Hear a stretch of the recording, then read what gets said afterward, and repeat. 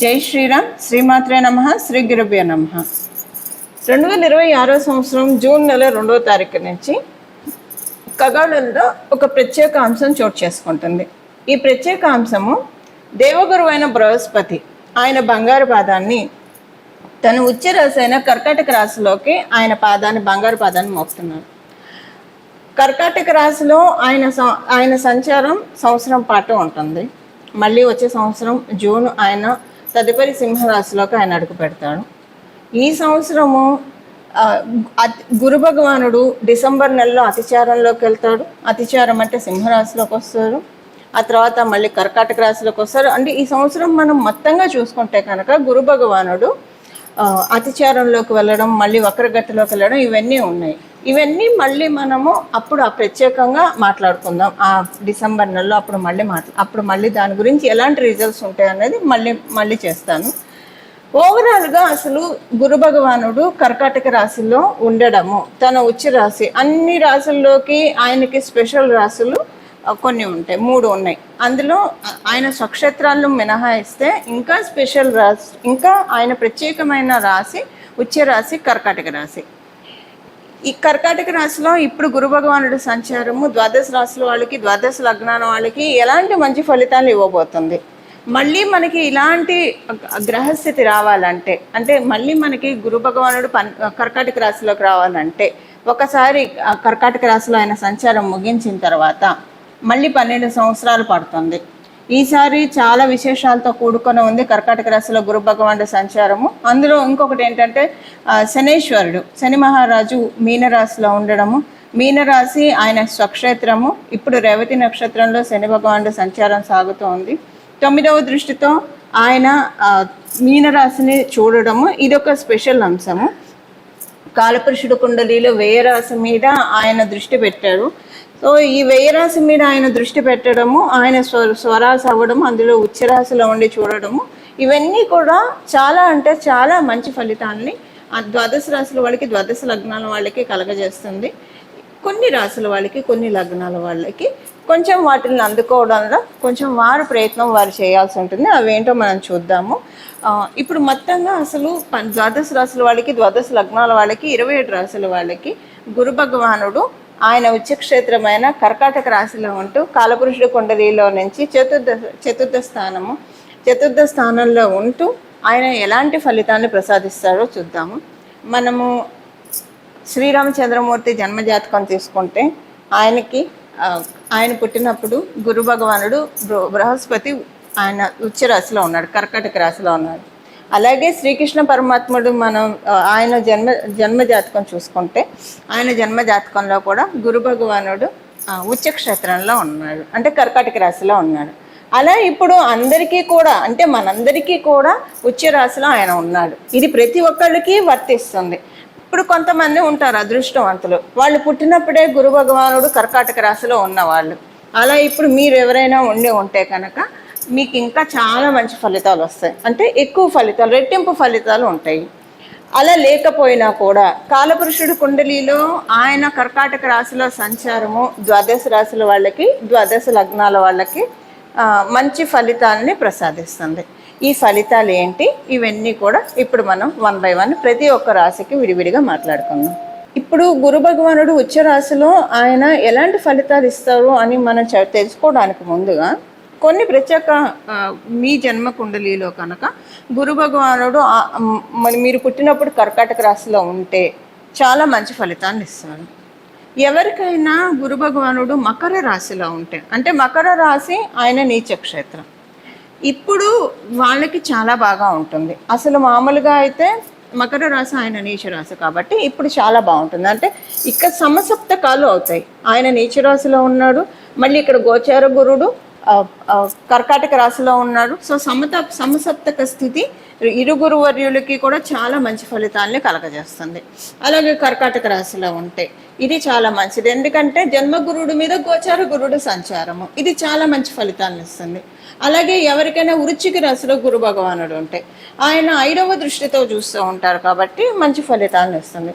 మీన రాశిలో ఎవరికైనా ఉంటే మీనరాశిలో ఉంటే గురు భగవానుడు, అది కూడా చాలా స్పెషల్ ట్రాన్సిట్గా మీకు ఇంకా అంటే కొంతమందికి ఎక్స్ట్రా ఫలితాలు ఉంటాయి, మంచి ఫలితాలు ఎక్కువగా వస్తాయి.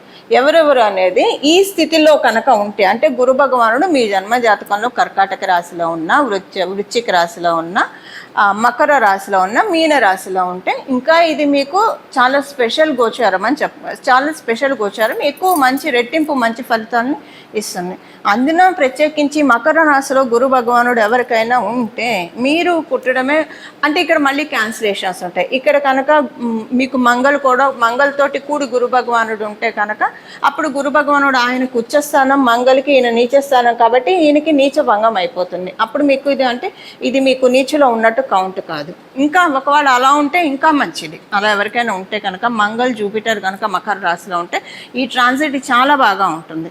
అలా లేదు ఉత్తగా జూపిటరే ఉన్నారు అనుకోండి, ఉత్తగా గురు భగవానుడే ఉన్నాడు అనుకోండి మకర రాశిలో, ఇంకే ప్లానెట్స్ ఉన్నా కౌంట్లోకి రాదు. మంగళ ఉంటేనే ఆయనకి ఇక్కడ క్యాన్సిలేషన్ అవుతుంది. ఒకవేళ జూపిటర్ రెట్రోగ్రేషన్లో ఉన్నా కూడా ఆయన ఉచ్చ స్థానంలోనే ఉన్నట్టు కన్సిడర్ అవుతుంది మకర రాశిలో.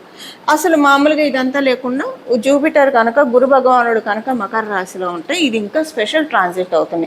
మీరు మీ జన్మ జాతకంలో కనుక గురు భగవానుడు మకర రాశిలో ఉంటే మీరు గురుబలం లేకుండా పుట్టారు కాబట్టి ఇప్పుడు మీరు దాన్ని మళ్ళీ వచ్చే 12 సంవత్సరాల వరకు ప్రొటెక్ట్ చేసుకోవడానికి అవకాశం ఉంటుంది.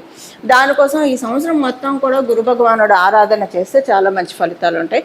ఇప్పుడు నేను చెప్పిన ఈ ప్రత్యేక గ్రహస్థితిలో ఉన్న వాళ్ళ మటుకే కాదండి, మనందరికీ కూడా మళ్ళీ 12 సంవత్సరాల వరకు కూడా మనం గురుబలాన్ని సెక్యూర్ చేసుకోవడానికి, గురుబలాన్ని భద్రపరచుకోవడానికి ఇప్పుడు ఆహార నిల్వలు చేసుకుంటే మనకి డబ్బు నిల్వలు చేసుకుంటాం, ఆహార నిల్వలు చేసుకుంటాము, సేవింగ్స్ చేసుకుంటాము.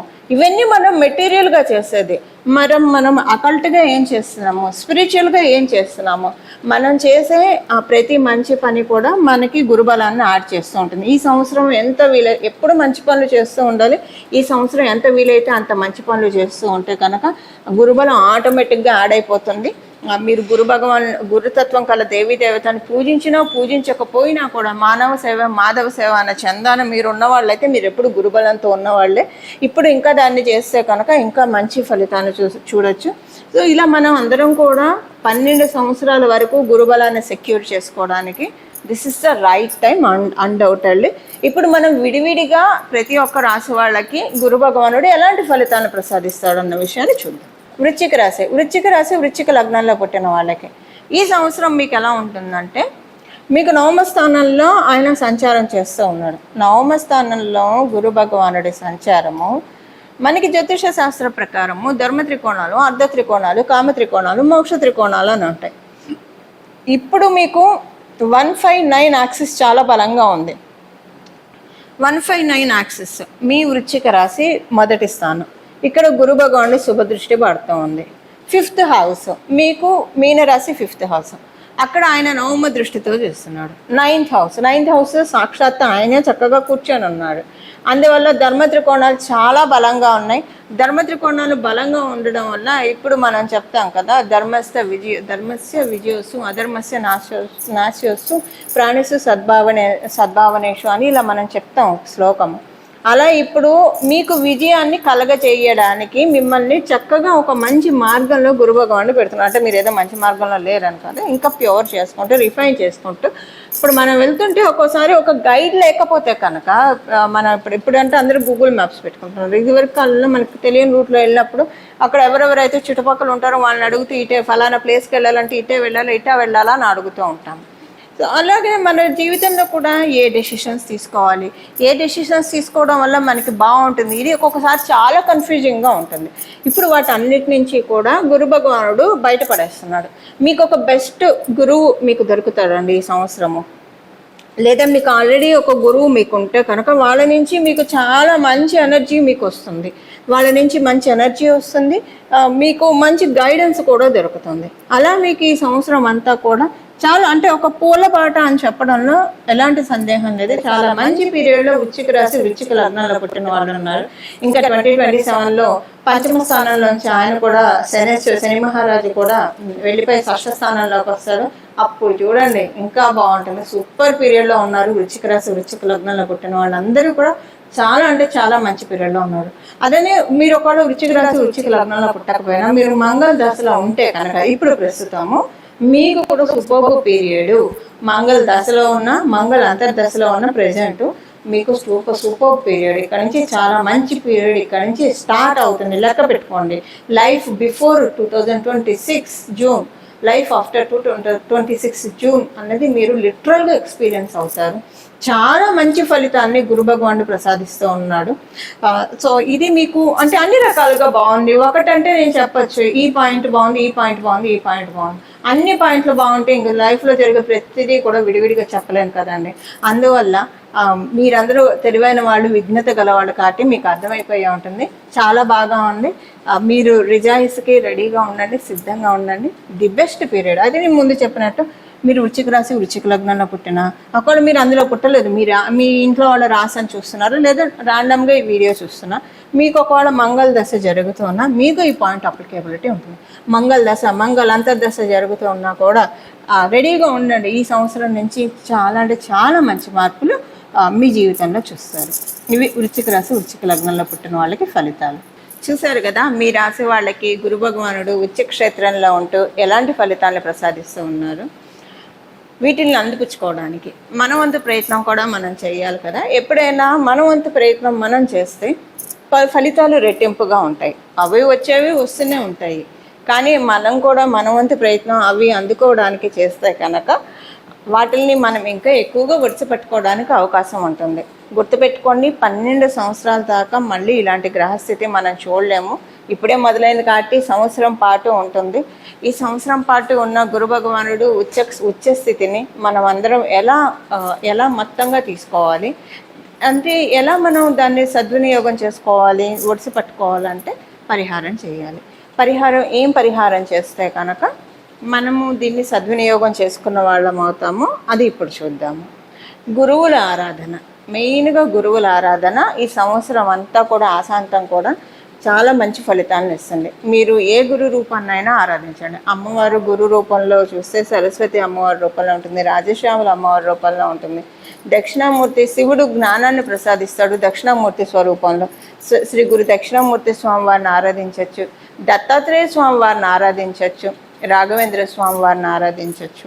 కృష్ణ మందిర జగద్గురు, మనకి కృష్ణుడు కూడా కృష్ణ పరమాత్మ కూడా జగద్గురువు. సో ఆది గురువు శంకర భగవత్పాదులను ఆరాధిస్తారా లేదా సాయిబాబాని ఆరాధిస్తారా, మీ ఇష్టం. ఏ దేవీ దేవతలనైనా సరే ఈ సంవత్సరం మొత్తం కూడా గురువు సమానమైన దేవీ దేవతను, గురు సమానం కాదు, గురుతత్వాన్ని సూచించే దేవీ దేవతలను ఆరాధిస్తే కనుక చాలా మంచి ఫలితాలు వస్తాయి.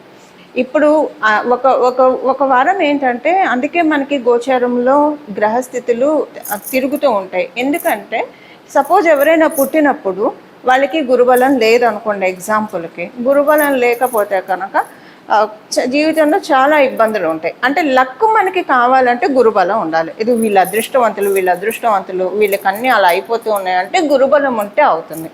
ఇలా గురుబలం అందరికీ దొరకకపోయినా భగవంతుడు అవ్యాజ కరుణామూర్తి కాబట్టి ప్రతి సంవత్సరం కూడా గోచారంలో వచ్చే ఇలాంటి స్థితిగతుల వల్ల మన జన్మజాతకంలో గురుబలం ఉంటే దాన్ని ద్విగుణీకృతం చేసుకోవడానికి, ఒకవేళ జన్మజాతకంలో గురుబలం లేకపోతే దీనిని పెంపొందించుకోవడానికి మరియు దాన్ని తీసుకోవడానికి, గురుబలాన్ని మనం తీసుకోవడానికి, అబ్జర్వ్ చేసుకోవడానికి ఇది చాలా సరైన అవకాశం. ద్వాదశ రాశుల వాళ్ళకి, ద్వాదశ లగ్నాల వాళ్ళకి, 27 నక్షత్రాల వాళ్ళకి కూడా.